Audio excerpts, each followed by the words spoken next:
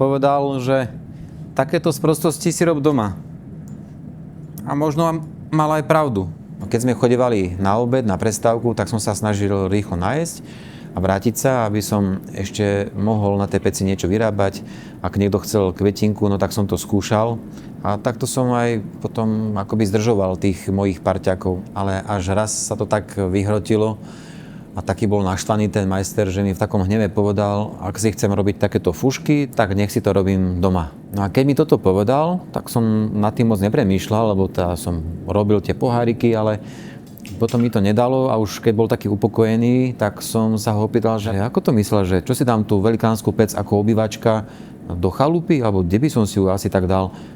No a vtedy mi teda povedal, že veď sú aj menšie pece ako malý krb a môžem si ju dať kľudne aj do garáže a tam si môžem robiť.